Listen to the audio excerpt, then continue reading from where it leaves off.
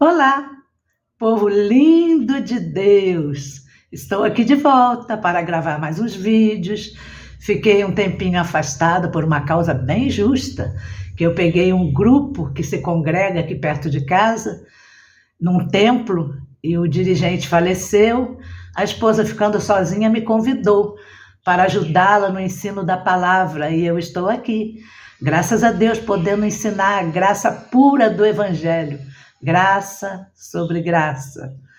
E eu me lembro que eu gravei um vídeo aqui, na minha lista está aí, um vídeo sobre a igreja de Corinto, e esse vídeo dizia assim: a igreja que não deve ser imitada. E gravei um outro também, a igreja da mamadeira.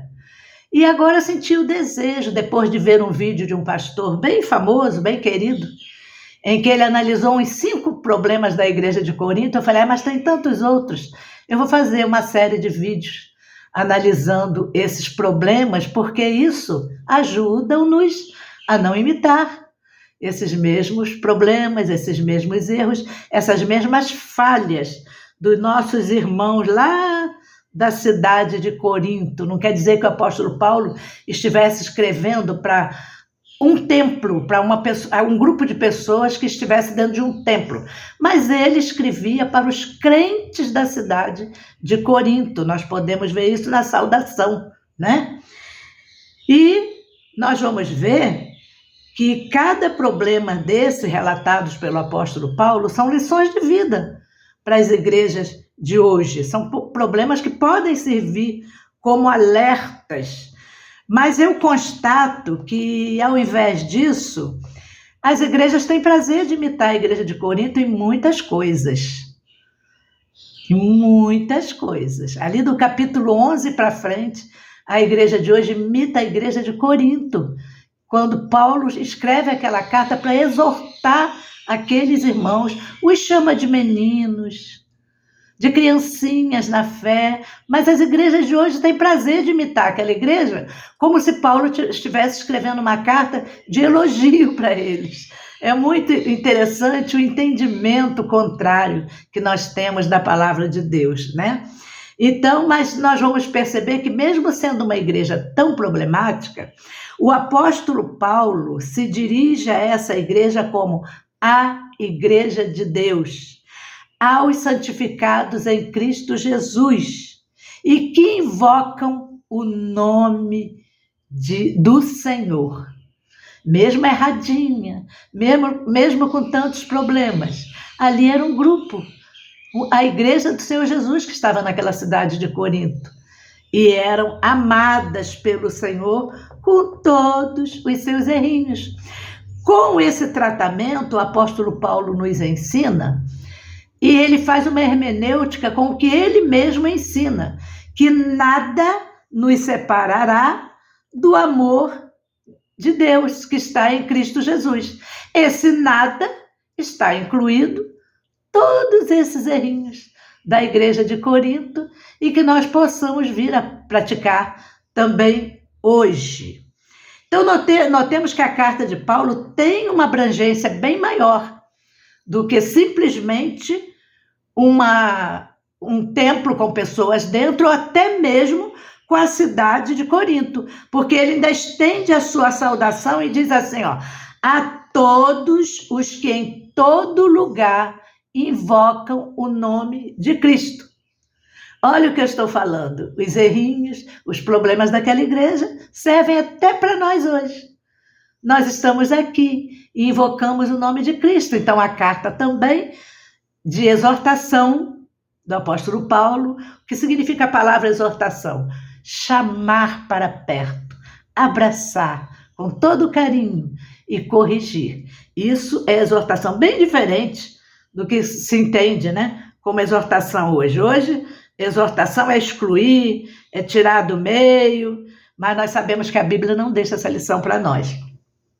Então, o primeiro problema daquela igreja que o apóstolo Paulo aborda na sua carta, e é bom deixar bem entendido para vocês também, que aquela carta é uma carta de resposta às dúvidas daquela igreja. O apóstolo Paulo foi visitado pelos da família de Chloe, ou Chloé, como vocês quiserem, creio que é Chloe, E ele foi informado desses problemas, dessas dúvidas que haviam dentro dessa igreja. Então, o apóstolo Paulo começa a responder. E o primeiro problema é o problema do partidarismo, da divisão da igreja. Gente, aquela igreja tinha 4 grupos. E nós não costumamos avaliar muito isso hoje, mas se for avaliar os grupos, as congregações que se reúnem hoje, a igreja do Senhor Jesus tem muito mais, somando as denominações e o que se discordam dentro dessas denominações. Denominação pentecostal, olha quanta coisa, quanta divisão. Igrejas históricas, quanta divisão. Então não é nada demais estudar isso não. Saber que eles tinham partidarismo, que eram divididos em 4 grupos. Então o primeiro grupo tinha orgulho de estar do lado de defender o fundador da igreja, que é o apóstolo Paulo, e eles diziam, eu sou de Paulo. O segundo grupo se encantavam com as mensagens eruditas de Apolo, então eles diziam assim, eu sou de Apolo. O Apolo era um pregador grego e tinha mensagens bem eruditas. O terceiro grupo, que era um grupo mais legalista, gostava de Pedro. Nós não temos isso, aqueles irmãos que defendem a lei. Não, eu sou dizimista fiel. Eu não falto a uma Páscoa cristã, que é a ceia. Eu não falto a uma reunião de oração, que era costume judaico. Não tem os legalistas do nosso tempo?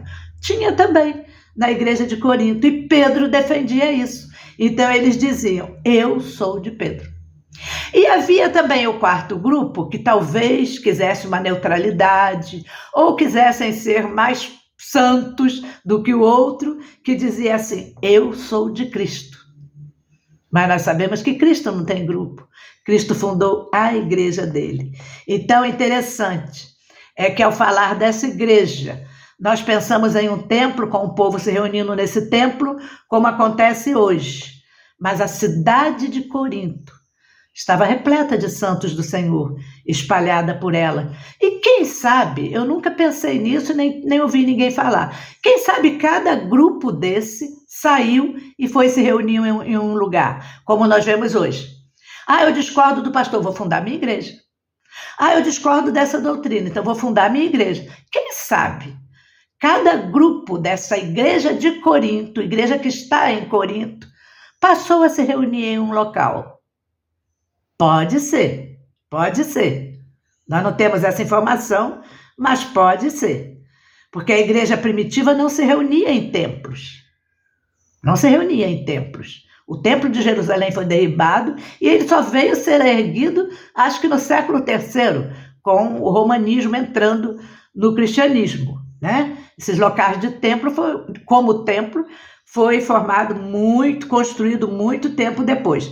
Então, nós podemos detectar uma causa desse partidarismo nas palavras de Paulo no capítulo 1. Olha o que ele diz, versículo 14. Dou graças a Deus, porque a nenhum de vós batizei. Dou graças a Deus, porque a nenhum de vós batizei. Depois ele se lembra, acho que batizei alguém da família de Cloé, e ele diz assim, se batizei mais algum, não me lembro. Como Paulo dava valor, né, a batismo. E isso hoje também acontece. Quem me batizou é o pastor tal. Não, só quem vai me casar é o pastor tal, porque eu fui batizada com o pastor tal.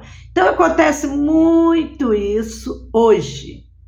Nós vamos ver que a partir do versículo 18, Paulo então começa a discorrer sobre a mensagem divina da cruz, que é superior a qualquer outra. Que coisa linda!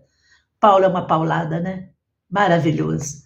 Depois ele fala para esses grupos, a mensagem da cruz é superior a qualquer outra. A dele, como fundador, a Apolo, por mais erudito que ele fosse, a Pedro, por mais que ele guardasse a lei, que Paulo também guardava antes de Cristo. E Jesus Cristo não tem grupo. Então Paulo começa a pregar a mensagem da cruz. Os legalistas que se apegam a sinais, a ordenanças, e com isso acabam anulando a mensagem da cruz. E Paulo mostra essas 3 classes de pessoas. E a primeira é essa que eu acabei de falar. Primeiro é os legalistas, que se apegam a sinais, a ordenanças, a mandamentos. E com isso acabam anulando a mensagem da cruz, porque ordenanças e mandamentos cobram o preço de você. Você tem que cumprir. E Cristo anulou na cruz. Ele já rasgou, ele já pagou o preço, ele já rasgou o escrito de dívida que constava de mandamentos e ordenanças. E tem também o segundo grupo, os que ensinam de forma erudita, como Apolo. E com isso tentam granjear seguidores com suas vãs filosofias e acabam fazendo da cruz mensagem de tropeço. São os legalistas. Estão por aí, donos de denominação, com canais de televisão, tão eruditos, mas não têm vida com Cristo, anulam a mensagem da cruz e faz com que o mundo veja na mensagem da cruz loucura e tropeço. Por último, Paulo fala dos cristãos para quem a mensagem da cruz é poder e sabedoria, onde tudo foi consumado. Na mensagem da cruz tem a consumação de tudo por Jesus Cristo. Agora, isso é loucura para os religiosos. Se você prega isso para os religiosos, você é herege. Mas Jesus foi chamado de herege, de que tinha demônio, Jesus foi chamado disso tudo. Os religiosos que insistem em pagar o preço, um preço que já foi pago. Nós vamos continuar analisando essa carta, vamos aguardar o próximo problema. Queridos, vivam em graça. Graça sobre graça, já somos abençoados com toda a sorte de bênçãos. Até o próximo vídeo.